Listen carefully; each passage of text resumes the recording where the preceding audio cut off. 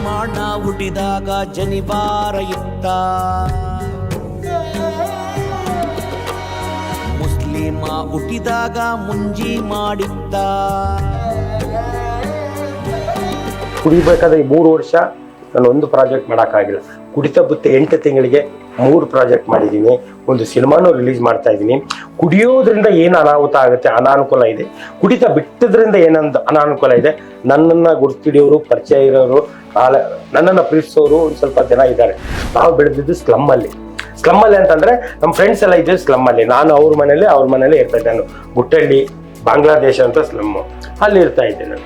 ಅಲ್ಲಿ ಇರ್ಬೇಕಂದಾಗ ಅವನು ಒಬ್ರು ಯಾವ ಡಾಗ್ ಸತೀಶ ಅಂತ ಅವನು ಬಿಗ್ ಬಾಸ್ ಅಂತ ಬಂದಿದ್ದಾನೆ.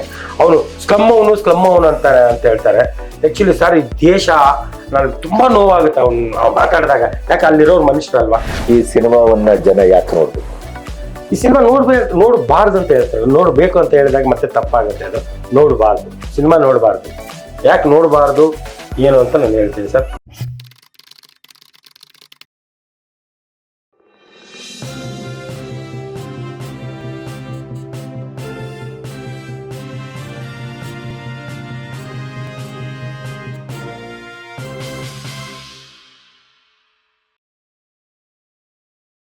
ಈಗ ನೀವು ಈ ತರ ಒಂದು ವಿಚಿತ್ರವಾದಂತ ಟ್ರೈಲರ್ ಮಾಡಿದಿರಿ, ಸಿನಿಮಾ ನೋಡಬೇಡಿ ಅಂತ.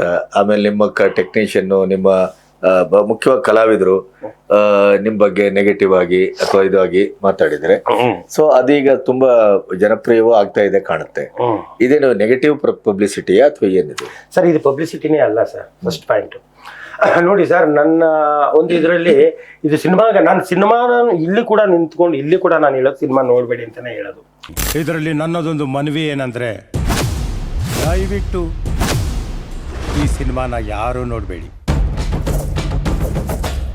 ಋಷಿ ಅನ್ನೋನು ಪರಿಚಯ ಆಗ್ಬೇಕು ಜಗತ್ತಿಗೆ. ಯಾಕೆ ಪರಿಚಯ ಆಗ್ಬೇಕು ಅಂತಂದ್ರೆ, ಅವನಲ್ಲಿ ಏನೋ ಒಂದು ಸಮಾಜಕ್ಕೆ ಒಂದು ಒಳಿತು ಆಗುವಂಥದ್ದು. ಇವಾಗ ಬ್ರಾಹ್ಮಣ ಹುಟ್ಟಿದಾಗ ಜನಿವಾರ ಇತ್ತ, ಮುಸ್ಲಿಮ್ ಹುಟ್ಟಿದಾಗ ಮುಂಜಿ ಮಾಡಿತ್ತ, ಇವು ಹಾಡು ಕೇಳಿದವರೆಲ್ಲ ಸೂಪರ್ ಅದ್ಭುತ ಅಂತ ಇದೆ. ಜಸ್ಟ್ ಒಂದು ಟ್ರೈಲರ್ ಬಿಟ್ಟಿದ್ದೀವಿ, ನಾಳೆ ರಿಲೀಸ್ ಆಗ್ತಾ ಇದೆ ನಮ್ಮ ಋಷಿ ಆಡಿಯೋದಲ್ಲಿ. ಬ್ರಾಹ್ಮಣ ಹುಟ್ಟಿದಾಗ ಜನಿವಾರ ಇತ್ತ,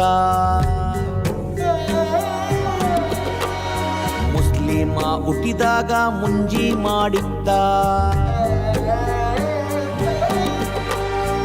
ಎಲ್ಲ ಮಾಡಿದ್ದು ಈ ಮನುಜ ಕಣೋ, ಎಲ್ಲ ಮಾಡಿದ್ದು ಈ ಮನುಜ ಕಣೋ. ಆತರ ನನ್ನ ಇವಾಗ ಜಗತ್ತಲ್ಲಿ ದೊಡ್ಡ ನಷ್ಟ ಯಾವುದು ಅಂತಂದ್ರೆ ಸಾವು ದೊಡ್ಡ ನಷ್ಟ ಅಲ್ವಂತೆ. ಅವನಲ್ಲಿ ಇರೋ ಪ್ರತಿಭೆ ಸತ್ತೋದ್ರೆ, ಜಗತ್ತಿಗೆ ಪರಿಚಯ ಆಗದ ಸತ್ತೋದ್ರೆ ಅದು ದೊಡ್ಡ ನಷ್ಟ ಸರ್. ನಾನು ಹೇಳ್ತಾ ಇದ್ದೀನಲ್ಲ ಸರ್, ಇವಾಗ ಸಾಲಗಾರರ ಹತ್ರ ರಿಕ್ವೆಸ್ಟ್ ಮಾಡ್ಕೊಂಡಿದ್ದೀನಿ, ಅವರು ಒಪ್ಕೊಂಡಿದ್ದಾರೆ. ಒಟ್ಟಿನಲ್ಲಿ ಅವನು ಏನು ಆಸ್ತಿ ಮಾಡ್ಕೊಂಡಿಲ್ಲ, ಏನಿಲ್ಲ, ಸಿನಿಮಾ ಮಾಡಿದ್ದಾನೆ, ಕೊಡ್ತಾನೆ ಅಂತ ಒಂದು ಇದಿದೆ. ಸಣ್ಣ ಪುಟ್ಟ ಪ್ರಾಬ್ಲಮ್ಗಳು 90% ಫ್ರೀ ಆಗಿದ್ದೀನಿ. ನನಗೆ ದುಡ್ಡಿನ ಅವಶ್ಯಕತೆ ಇಲ್ಲವೇ ಇಲ್ಲ. ಆದರೆ ಯಾರು ನನಗೆ ಸಪೋರ್ಟ್ ಮಾಡಿದ್ದಾರೆ ಅವ್ರಿಗೆ ಒಳ್ಳೇದಾಗಬೇಕು. ಅವ್ರು ನನಗೇನು ಇವತ್ತು ನನಗೆ ಅಷ್ಟಾಗ ಅನ್ನ ಸಾಂಬಾರು ಕೊಟ್ಟಿದ್ದಾರೆ, ಅವ್ರು ಲೈಫ್ ಲಾಂಗ್ ಅವ್ರು ಬಿರಿಯಾನಿ ತಿನ್ಬೇಕು, ಆ ರೇಂಜಿಗೆ ನಾನು ಮಾಡಬೇಕು. ಅವ್ರಿಗೋಸ್ಕರ ಸತ್ಯವಾಗ್ಲೂ ಹೇಳ್ತಾ ಇದ್ದೀನಿ ಸರ್. ನನಗೆ ಯಾವುದಿಲ್ಲ, ನನ್ನ 2 ಜೊತೆ ಬಟ್ಟೆ, ಒಂದು ಸದ್ಯಕ್ಕೆ ಪಿಕ್ಚರ್ ಮಾಡ್ತಾ ಇದ್ದೀನಿ, ಒಳ್ಳೊಳ್ಳೆ ಬಟ್ಟೆಗಳು ಹಾಕೋಬೇಕು, ಆ ಒಂದು ಕಾರಣಕ್ಕೆ ನಾನು ಹಾಕ್ತಾ ಇದ್ದೀನಿ.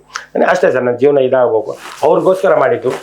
ಈ ಒಂದು ಇದು ಯಾಕೆ ಹೇಳ್ತಾ ಇದ್ದೀನಿ, ನೋಡಬೇಡಿ ಅಂತ ಯಾಕೆ ಹೇಳ್ತಾ ಇದ್ದೀನಿ ಅಂತಂದರೆ, ಅದರ ಹಿಂದೆಗಡೆ ತುಂಬಾನೇ ಒಂದು ಅರ್ಥಪೂರ್ಣವಾದಂಥ ಬಲವಾದ ಕಾರಣ ಇದೆ. ಆ ಕಾರಣ ಇವಾಗ ಹೇಳ್ಬಿಟ್ರೆ ಅಷ್ಟು ಸಮಂಜಸವಾಗಿರಲ್ಲ. ನೀವು ರಿಲೀಸ್ ದಿವಸ ನಾನು ಯಾವತ್ತೂ ಓಡೋಗಲ್ಲ. ನಾನು ನೋಡಬೇಡಿ ಅಂತ ಹೇಳಿದ್ದೀನಿ, ಇವಾಗಲೂ ನೋಡಬೇಡಿ ಅಂತ ಹೇಳ್ತೀನಿ. ಮತ್ತು ಯಾವುದೇ ಪ್ರಚಾರ ಪ್ರೆಸ್ ಮೀಟ್ ಎಲ್ಲ ಮಾಡಲ್ಲ. ಇನ್ನು ನಾನು ಹೇಳ್ತೀನಿ, ನನ್ನ ಸಾಂಗ್ಗಳೆಲ್ಲ ರಿಲೀಸ್ ಮಾಡ್ತೀನಿ, ಪಿಕ್ಚರ್ ರಿಲೀಸ್ ಮಾಡ್ತೀನಿ. ರಿಲೀಸ್ ಮಾಡೋದಕ್ಕೂ ಒಂದು ಕಾರಣ ಇದೆ. ರಿಲೀಸ್ ಮಾಡಿಬಿಟ್ಟು ಯಾರಿಗೂ ನೋಡಬೇಡಿ ಅನ್ನೋದಕ್ಕೆ ಅವತ್ತಿನ ದಿವಸ ನಾನು ರಿಲೀಸು ನಿಮಗೆ 10 ಗಂಟೆಗೆ, ಮಾರ್ನಿಂಗ್ 1 ಗಂಟೆ ಅಂದರೆ 3 ಗಂಟೆ ಪ್ರೆಸ್ ಮೀಟಲ್ಲಿ ನಾನು ಯಾಕೆ ರಿಲೀಸ್ ಮಾಡಬೇಡ ಅಂತ ಹೇಳಿದೆ ಅಂತ ನಾನು ಹೇಳ್ತೀನಿ ಸರ್. ಸೊ ಆ ಇಡೀ ಟ್ರೈಲರ್ ಅಲ್ಲಿ ಒಬ್ಬ ನಿರ್ದೇಶಕನನ್ನ ಸಂಪೂರ್ಣವಾಗಿ ಅವನ ಕ್ಯಾರೆಕ್ಟರೈಸೇಷನ್ ಕುಡ್ಕೊಂಡು ಬಿದ್ಕೊಂಡಿರ್ತಿದ್ದ, ಅದಿದ್ದ, ಲೋಫರು, ನಮ್ಮನ್ನ ಬೀದಿಗೆ ತಂದ, ಹಾಗೆ ಇದ್ರ ಏನು ಬೀದಿಗೆ ತಂದ ಅನ್ನೋದಕ್ಕಿಂತ ಅವ್ರ ಟೈಮ್ ವೇಸ್ಟ್ ಆಗಿದೆ. ನನ್ನ ಮುಂದೆ ಯಾರು ಮಾತಾಡಲ್ಲ. ಆ ಟ್ರೈಲರ್ ಶೂಟ್ ಮಾಡ್ಬೇಕಂದಾಗ್ಲೂ ತುಂಬಾ ಕಷ್ಟಪಟ್ಟು ಶೂಟ್ ಮಾಡಿದ್ವಿ. ಹೆಂಗ್ ಋಷಿಗೆ ಹೇಳ್ಬೇಕು, ನೀನ್ ಮಾತಾಡ್ಬೇಕು, ನನ್ನ ಹಿಂದೆ ನೀನ್ ಮಾತಾಡಿಸಿ ಮುಂದೆ ಮಾತಾಡು. ನಾನು ಕುಡುಕ ಅಂತಾನೆ ಹೇಳ್ತೀನಿ, ನಾನು ಬಡವ ಅಂತ ಹೇಳ್ತೀನಿ. ಅರ್ಥ ಆಯ್ತಾ? ನಾನು ಏನೋ ತುಂಬಾ ಸಾಚ ತುಂಬಾ ಇದಂತ ಹೇಳಲ್ಲ. ಯಾಕೆ ಜನಗಳು ಗೊತ್ತಾಗಬೇಕು ಅಂತ ನಾನು ಹೇಳ್ತಾ ಇದ್ದೀನಲ್ಲ ಸರ್, ನಾನು ಕುಡಿಯೋದು ಇಡೀ ಜಗತ್ತಿಗೆ ಗೊತ್ತಾಗಬೇಕಂತ. ಕುಡಿಬೇಕಾದ್ರೆ ಈ 3 ವರ್ಷ ನಾನು ಒಂದು ಪ್ರಾಜೆಕ್ಟ್ ಮಾಡೋಕ್ಕಾಗಿಲ್ಲ. ಕುಡಿತ ಬಿಟ್ಟು 8 ತಿಂಗಳಿಗೆ 3 ಪ್ರಾಜೆಕ್ಟ್ ಮಾಡಿದ್ದೀನಿ, ಒಂದು ಸಿನಿಮಾನು ರಿಲೀಸ್ ಮಾಡ್ತಾ ಇದ್ದೀನಿ. ಕುಡಿಯೋದ್ರಿಂದ ಏನು ಅನಾಹುತ ಆಗುತ್ತೆ, ಅನಾನುಕೂಲ ಇದೆ. ಕುಡಿತ ಬಿಟ್ಟದ್ರಿಂದ ಏನೊಂದು ಅನಾನುಕೂಲ ಇದೆ. ನನ್ನನ್ನು ಗುರ್ತಿಡಿಯೋರು, ಪರಿಚಯ ಇರೋರು, ನನ್ನನ್ನು ಪ್ರೀತಿಸೋರು ಒಂದು ಸ್ವಲ್ಪ ಜನ ಇದ್ದಾರೆ. ಆ ಜನಕ್ಕೆ ಈ ಸಂದೇಶ ತಲುಪಲಿ, ನಾವು ಕುಡಿಯೋದು ಬಿಡಬೇಕು ಅನ್ನೋದು, ಅದು ಎಲ್ಲರೂ ಕುಡ್ಕ ಅಂತ ಗೊತ್ತಾಗಲಿ ಅಂತ ನಾನು ಹೇಳಿದ್ದು. ಅದು 10-15 ವರ್ಷ ಹಿಂದೆ ಹೋಗ್ಬಿಟ್ಟಿದ್ರಿ ನೀವು. ನಿಮ್ಮ ರೂಪದಲ್ಲಿ, ನಿಮ್ಮ ಮಾತಲ್ಲಿ, ನಿಮ್ಮ ಚಲನೆಯಲ್ಲಿ. ಅದೇ ಸರ್, ಅದು ಆಕ್ಚುಲಿ ಇದೆಲ್ಲ ಕುಡಿತ ಬಿಟ್ಟಿರೋ ಏನಂತಾರೆ ಪರಿಣಾಮ. ಅದೇ ನಾನು ಹೇಳ್ತಾ ಇದ್ದೀನಲ್ಲ ಸರ್, ಇವಾಗ ಒಲವಿನ ಪೂಜೆಗೆ ಒಲವೇ ಮಂದಾರ ಅಂತ ಎಷ್ಟು ಜನ ಪ್ರೀತಿಸ್ತಾರೆ ಸರ್. ನನಗೆ ಇವಾಗ ಏನು ಹೇಳ್ತಿದ್ರಲ್ಲ, ಇವಾಗ ಎಲ್ಲ ಕಡೆ ಆಧುನಿಕ ಶರೀಫಾ ಆ ಥರ ಎಲ್ಲ ಆಗ್ತಾರೆ. ಆ ಥರ ಎಲ್ಲ ಹೇಳಿದಾಗ ನನಗೆ ಒಂದು ಕಡೆ ತುಂಬ ಭಯ ಆಗುತ್ತೆ. ಒಂದು ಕಡೆ ಎಲ್ಲರಿಗೂ ಖುಷಿ ಇರುತ್ತೆ, ಒಬ್ಬ ದೊಡ್ಡ ವ್ಯಕ್ತಿಗೆ, ಮಹಾಪುರುಷನಿಗೆ ಹೋಲಿಸಿದಾಗ ಆಗುತ್ತೆ. ಆಮೇಲೆ ಇದುವರೆಗೂ ಹೇಳ್ಬೇಕಾದ್ರೆ ಯಾಕೆ ನನಗೆ ಭಯ ಆಗುತ್ತೆ ಅಂತಂದರೆ, ನಾನು ಇದುವರೆಗೂ ಒಂದು ಬುಕ್ಕು ಕೂಡ ಸರಿಯಾಗಿ ನಾನು ಬುಕ್ಕೇ ಓದಿಲ್ಲ ಸರ್. ಒಂದು ಯಾವುದೋ ಕಾದಂಬರಿ ಅವು ಇವು ಅಂತ ಯಾವುದೂ ಓದಿಲ್ಲ. ಆಮೇಲೆ ನನ್ನ ಕನ್ನಡದ ಬಗ್ಗೆ ನೀವು ಗೊತ್ತಾಗುತ್ತೆ, ಎಷ್ಟೋ ಪ್ರೊನೌನ್ಸಿಯೇಷನ್ ಮಿಸ್ಟೇಕ್ ಇರುತ್ತೆ. ಪ್ಲಸ್ ನಾನು ಸರಿಯಾಗಿ ಸ್ಕೂಲ್ಗೆ ಓದ್ದವನು ಅಲ್ಲ. ನಾವು ಬೆಳೆದಿದ್ದು ಸ್ಲಮ್ಮಲ್ಲಿ ಅಂತಂದರೆ ನಮ್ಮ ಫ್ರೆಂಡ್ಸ್ ಎಲ್ಲ ಇದ್ದಿದ್ದು ಸ್ಲಮ್ಮಲ್ಲಿ. ನಾನು ಅವ್ರ ಮನೇಲಿ ಇರ್ತಾ ಇದ್ದೆ. ನಾನು ಗುಟ್ಟಳ್ಳಿ ಬಾಂಗ್ಲಾದೇಶ ಅಂತ ಸ್ಲಮ್ಮು, ಅಲ್ಲಿ ಇರ್ತಾ ಇದ್ದೆ ನಾನು. ಅಲ್ಲಿ ಇರ್ಬೇಕಂದಾಗ ಅವನು ಒಬ್ರು ಯಾವನೋ ಡಾಗ್ ಸತೀಶ ಅಂತ, ಅವನು ಬಿಗ್ ಬಾಸ್ ಅಂತ ಬಂದಿದ್ದಾನೆ. ಅವನು ಸ್ಲಮ್ ಅವನು ಅಂತ ಹೇಳ್ತಾರೆ. ಆ್ಯಕ್ಚುಲಿ ಸರ್, ಈ ದೇಶ ನನಗೆ ತುಂಬ ನೋವಾಗುತ್ತೆ ಅವ್ನು ಮಾತಾಡಿದಾಗ. ಯಾಕೆ ಅಲ್ಲಿರೋರು ಮನುಷ್ಯರಲ್ವಾ ಸರ್. ನೀವು ಯಾವುದಾದ್ರೂ ಒಂದು ಚಿಕ್ಕ ರೇಪು ಗೀಪು ಅಂತ ಯಾವ ಸ್ಲಮ್ಮಲ್ಲಿ ಹುಡ್ಕೊಂಬಂದು ರೇಪ್ ಆಗಿಲ್ಲ ಸರ್. ಯಾವ ಸ್ಲಮ್ಮಲ್ಲಿ ಎಲ್ಲಾದ್ರೂ ನೀವು ನೋಡಿ, ಈ ಸ್ಲಮ್ಮಿಂದ ಈ ಥರ ಒಂದು ಅತ್ಯಾಚಾರ ಆಗಿದೆ ಅಂತ ಬಂದಿಲ್ಲ ನಿಮಗೆ. ಎಲ್ಲ ದೊಡ್ಡ ಸ್ಕೂಲ್ಗಳಲ್ಲಾಗಿದೆ, ದೊಡ್ಡ ಇದರಲ್ಲಾಗಿದೆ. ಅರ್ಥ ಆಯ್ತಾ?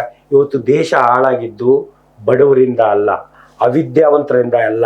ಇವತ್ತು ದೇಶ ತುಂಬ ನಿರ್ಗತಿಕರಿಂದ ಅಲ್ಲ, ದೇಶ ಹಾಳಾಗಿದ್ದು ತುಂಬ ಓದ್ಕೊಂಡವರಿಂದ ಸರ್. ಇವಾಗ IAS IPS ಎಲ್ಲ ಸ್ಕ್ಯಾಮ್ಗಳು ಅಲ್ಲೆಲ್ಲ ತುಂಬ ಓದ್ಕೊಂಡೇ ಇರೋರು, ತುಂಬ ಪ್ರತಿಷ್ಠಿತ ಪದವಿ ಅಲ್ಲ ಸರ್ UPSC ಅದು. ಅಂತ ಓದ್ಕೊಂಡಿರೋರು ಎಲ್ಲರೂ, ಕೆಲವರು ಸ್ಕ್ಯಾಮ್ಗಳು ಮಾಡಿರೋದು. ತುಂಬಾನೇ ಬುದ್ಧಿವಂತರು, ತುಂಬಾ ನಾಟಕ ಮಾಡಿ ಎಕ್ಸಾಮ್ಸಲ್ಲಿ ಕುಂತವರಿಂದ ದೇಶ ಹಾಳಾಗಿರೋದು ಬಡವರಿಂದ, ಸ್ಲಮ್ಮಲ್ಲಿರೋರಿಂದಲ್ಲ. ಅವ್ನು ಹೇಳ್ಬೇಕು, ಅವನು ಮನುಷ್ಯ, ಎಲ್ಲಾರು ಮನುಷ್ಯರ ಥರ ನೋಡಬೇಕು. ಸ್ಲಮ್ಮಲ್ಲಿರೋರಿಗೆ ನೋಡಿ ಸರ್, ನಾನು ಅಮ್ಮ ಅಕ್ಕ ಅಂತ ಯೂಸ್ ಮಾಡಿದ್ದೀನಿ. ಯಾಕಂದರೆ ಸ್ಲಮ್ಮಲ್ಲಿ ಅದೇ ಭಾಷೆ ಯೂಸ್ ಮಾಡೋದು. ನಾನು ಯಾಕೆ ಹೇಳ್ತಾ ಇದ್ದೀನಿ ಅಂತಂದರೆ, ನಾನು ಪ್ರಕಾಶ್ ಅಂತ ನಮ್ಮ ಫ್ರೆಂಡು ಬಚ್ಚನ್ ಅಂತ, ಅವ್ರ ಮನೇಲೇ ಇರ್ತಾ ಇದ್ದೆ. ಅವ್ರ ತಾಯಿ ಏನು ಹೇಳ್ತಾ ಇದ್ರು ಅಂತಂದರೆ, ನೋಡಪ್ಪ ನಮ್ಮ ಮಗನ ಸವಾಸ ಮಾಡಬೇಡ್ರಪ್ಪ, ಹಾಳಾಗ್ತೀರ, ಅವ್ನು ಸರಿ ಇಲ್ಲ ಅಂತ ಹೇಳ್ತಾ ಇದ್ರು. ಅಂದರೆ ಸ್ಕೂಲ್ಗೆ ಹೋಗ್ತಾ ಇರಲಿಲ್ಲ, 7ನೇ ಕ್ಲಾಸ್ 8ನೇ ಕ್ಲಾಸಲ್ಲಿ ಸ್ಕೂಲ್ಗೆ ಹೋಗಿಲ್ಲ ಅಂದ್ರೆ ಸರಿ ಇಲ್ಲ ಅಂತ ಅರ್ಥ. ಬಂಕ್ ಮಾಡಿ ಹೋಗಿ, ನೀವು ಯಾಕ್ರಪ್ಪ ಒಳ್ಳೆ ಹುಡುಗರು, ನೀವು ಯಾಕೆ ಹಾಳಾಗ್ತಾ ಇದ್ರಿ. ಆ ತಾಯಿ ನೋಡಿ, ಅವ್ನ ಮಗ ಹಾಳಾದ್ರೂ ಪರವಾಗಿಲ್ಲ, ಇವ್ರು ಹಾಳಾಗಬಾರ್ದು, ಅಷ್ಟು ಪ್ರೀತಿ ಮಾಡ್ತಾ ಇದ್ರು. ನೋಡಿ ಸರ್, ನಾನು ಅಮ್ಮ ಅಕ್ಕ ಅಂತಾನೆ ಮಾತಾಡೋದು. ನಾನು ಇವಾಗಲೂ ಅವನ ಹತ್ರ ಅಮ್ಮ ಅಕ್ಕ ಅಂತಾನೆ ಮಾತಾಡೋದು. ಆದರೆ ಅವ್ರ ಮನೆಗೆ ಹೋದಾಗ ಅವ್ರ ತಂಗಿನ ನಮ್ಮ ತಂಗಿ ಥರ ನೋಡ್ಕೊತೀವಿ, ಅವ್ರ ತಾಯಿನ ನಮ್ಮ ತಾಯಿಯಷ್ಟೇ ಪ್ರೀತಿಸ್ತೀವಿ. ಅದು ತುಂಬ ಡೀಸೆಂಟಾಗಿ, ತುಂಬ ಪೊಲೈಟಾಗಿ ಮಾತಾಡೋರು. ತುಂಬ ಸ್ಕೂಲ್ಗಳಲ್ಲಿ ಎಷ್ಟೋ ಶಿಕ್ಷಕರು ಬಾಲಕಿ ಮೇಲೆ ಅತ್ಯಾಚಾರ ಅಂತ ಓದಿದ್ದೀರಾ. ಎಷ್ಟೋ ಸಾಫ್ಟ್ವೇರ್ ಇಂಜಿನಿಯರ್ಗಳು ಕೊಲೀಗ್ ಮೇಲೆ ಓದ್ಕೊಂಡೇ ಇರೋರು. ಪ್ಲಸ್ ಇವ್ರ ಬಗ್ಗೆ ಹೇಳ್ತಾ ಇರೋದು. ಅವ್ನ ಡಾಗ್ ಸತೀಶ್ನಿಗೆ ದಯವಿಟ್ಟು ಅವನು ತುಂಬ ನೋವಾಗುತ್ತೆ, ಸ್ಲಮ್ ಅಂತ ಹೇಳಿದಾಗ ನೋವಾಗುತ್ತೆ, ಅದು ಮಾತಾಡಬಾರ್ದು ಅಂತ ಹೇಳ್ತೀನಿ. ಈ ಟ್ರೈಲರ್ಗೆ ಯಾವ ರೀತಿ ರೆಸ್ಪಾನ್ಸ್? ಟ್ರೈಲರ್ಗೆ ಎಲ್ಲರಿಗೂ ಏನು ಗೊತ್ತಾ ಸರ್, ಆ್ಯಕ್ಚುಲಿ ಇವಾಗ ಸುಮಾರು ಜನ ಯಾಕಪ್ಪ ಹಂಗೆ ಹೇಳಿದೆ ಅಂತ ಸರ್. ವರ್ಷಕ್ಕೆ ಇವಾಗ ಒಂದು ವಾರದಲ್ಲಿ 50 ಟ್ರೈಲರ್ ರಿಲೀಸ್ ಆಗ್ತದೆ ಸರ್. ನೋಡ್ತಾರೆ, ಬಿಟ್ಬಿಡ್ತಾರೆ.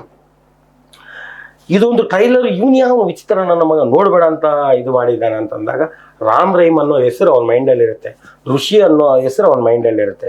ಋಷಿ ಅನ್ನೋರು ನಾನು ಇಡೀ ಜಗತ್ತಿಗೆ ಪರಿಚಯ ಆಗಬೇಕು, ನಾನು ಬರೆಯೋ 4 ಅಕ್ಷರಗಳು. ನಾನು ಹೇಗೆ ಹೇಳ್ತಾ ಇದ್ದೀನಿ ಅಂತಂದರೆ, ಇವಾಗ ನೋಡಿ, ಯಾವುದೋ ಒಂದು ಸ್ಟಾರ್ದು ಇದು ಮಾಡಿದಾಗ ಒಂದು ದಿವಸಕ್ಕೆ 2 ಕೋಟಿ 3 ಕೋಟಿ 20 ಕೋಟಿ ಓಡ್ಬಿಡುತ್ತೆ. ನಾವು ಅಷ್ಟು ಸಮಾಜಕ್ಕೆ ಒಂದು ಒಳ್ಳೆ ಸಂದೇಶ ಇರುವಂಥ ಇದು ಓಡಲ್ಲ. ಯಾಕೆ ಓಡಲ್ಲ ಅಂದರೆ, ನಾನು ಯಾರಿಗೂ ಪರಿಚಯ ಇಲ್ಲ. ಅದು ನಾನು ಜಗತ್ತಿಗೆ ಪರಿಚಯ ಆಗಬೇಕು, ನನ್ನಲ್ಲಿರೋ ಸಾಹಿತ್ಯ ಜನಗಳಿಗೆ ತಲುಪಬೇಕು, ಅದರಿಂದ ಇದಾಗಬೇಕು. ನನಗೆ ಸಾವು ಇದೆ ಅಂತ ಗೊತ್ತು, ಸಾಯಕ್ಕಿಂತ ಮುಂಚೆ ಅದೆಲ್ಲ ಆಗಬೇಕು.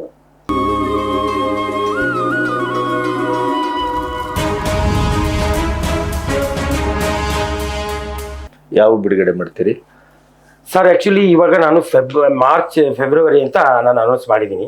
ಫೆಬ್ರವರಿ ಅಂತ ಅನೌನ್ಸ್ ಮಾಡಿದಾಗ ನಾನು ಸ್ವಲ್ಪ ಕನ್ಫ್ಯೂಸಲ್ಲಿದ್ದೆ. ನಾನು ಅನಿಮಲ್ ಬೋರ್ಡನ್ನ ನಾನು ತೆಗೆದಾಕಬೇಕು. ಆ್ಯಕ್ಚುಲಿ ಎತ್ತುಗಳನ್ನ ಯೂಸ್ ಮಾಡಿದ್ರೆ, ಆಮೇಲೆ ಕುರಿಗಳನ್ನ ಯೂಸ್ ಮಾಡಿದ್ರೆ ಅಲ್ಲಿ ಹರಿಯಾಣದಿಂದ ಅನಿಮಲ್ ಬೋರ್ಡ್ ಸರ್ಟಿಫಿಕೇಟ್ ತರಬೇಕು. ಅದು 2 ತಿಂಗಳಾಗ್ತದೆ. ನನಗೆ ಗೊತ್ತಿಲ್ಲ ಅದು, ನಾನು ಯಾಕೆ ಗೊತ್ತು ಆದರೆ ನಾನು ಅದು ಬೇಡ ಶಾರ್ಟ್ಸು, ಅದನ್ನು ಎತ್ತುಗಳು ಅದೇನು ಕಟ್ ಮಾಡೋಣ ಅಂತ ಹೇಳಿದೆ. ನಮ್ಮ ಎಡಿಟರ್ ಬಂದಿಲ್ಲ ಸರ್ ಇದು ಬೇಕೇ ಬೇಕು ಅಂತಂದು ಅನೌನ್ಸ್ ಮಾಡಿದ್ಮೇಲೆ ಅವ್ರು ಬೇಕು ಅಂತಂದಾಗ ಇನ್ನೂ ಒಂದೂವರೆ ತಿಂಗಳು ಆಗುತ್ತೆ ಸರ್. ಅದು ಮಾರ್ಚು ಏಪ್ರಿಲ್ಗೆ ರಿಲೀಸ್ ಆಗುತ್ತೆ ಸರ್. ಸೊ ಈ ಸಿನಿಮಾವನ್ನ ಜನ ಯಾಕೆ ನೋಡ್ಬೇಕು? ಈ ಸಿನಿಮಾ ನೋಡಬಾರ್ದು ಅಂತ ಹೇಳ್ತಾರೆ. ನೋಡಬೇಕು ಅಂತ ಹೇಳಿದಾಗ ಮತ್ತೆ ತಪ್ಪಾಗುತ್ತೆ. ಅದು ನೋಡಬಾರ್ದು, ಸಿನಿಮಾ ನೋಡಬಾರ್ದು. ಯಾಕೆ ನೋಡಬಾರ್ದು ಏನು ಅಂತ ನಾನು ಹೇಳ್ತೀನಿ ಸರ್. ಖಂಡಿತವಾಗ್ಲೂ ಇವಾಗ ನೋಡಿ, ಅವ್ರಿಷ್ಟ ನಾನು ದುಡ್ಡು ಕೊಟ್ಟು ನೋಡ್ತೀನಿ, ನೀನು ಯಾಕೆ ನೋಡಬಾರ್ದು ಅಂತ ಹೇಳು. ನಾನು ಈ ಸಿನಿಮಾ ರಿಲೀಸ್ ಮಾಡ್ತಾ ಇರೋದು ಕೆಲವು ಸ್ನೇಹಿತರು, ಕೆಲವು ಒಂದು ಊರುಗಳಲ್ಲಿದ್ದಾರೆ, ಅವ್ರಿಗೋಸ್ಕರ. ಅವರು ನಾನು ನೋಡಬೇಡ ಅಂದರೂ ನೋಡ್ತಾರೆ ಸೆಕೆಂಡ್ರಿ. ಆಮೇಲೆ ಅವ್ರು ನೋಡ್ಬಿಟ್ಟು ಅವ್ರಿಗೇನು ಅನ್ಸುತ್ತೆ, ಅವ್ರು ಆಚೆ ಕಡೆ ಹೋಗಿ ಅವ್ರ ಹತ್ರ ಹೋಗಿ ಚೆನ್ನಾಗಿದೆ ಅಂತ ಹೇಳ್ರಪ್ಪ, ಇಲ್ಲಿ ಮೈಕ್ ಇಟ್ಕೊಂಡು ನಮ್ಮವ್ರನ್ನೇ. ನೋಡಬಾರ್ದು ಅನ್ನೋದು ಪ್ರಚಾರದ ಗಿಮಿಕ್ ಅಲ್ಲ. ಪ್ರಚಾರದ ಗಿಮಿಕ್ ಯಾಕಲ್ಲ ಅಂತ ಹೇಳ್ತಾ ಇದ್ದೀನಿ ಅಂದ್ರೆ ಸರ್, ಇವಾಗ ನೋಡಿ ನೋಡಬಾರ್ದು ಅಂತ ಹೇಳ್ತೀನಿ ಸರ್. ಮಾರ್ನಿಂಗ್ ಶೋ ನೋಡ್ಕೊಂಡ್ ಬರ್ತಾನೆ, ಅದು ನೋಡೋಕ್ಕೆ ಏನೂ ಆಗಲ್ಲ.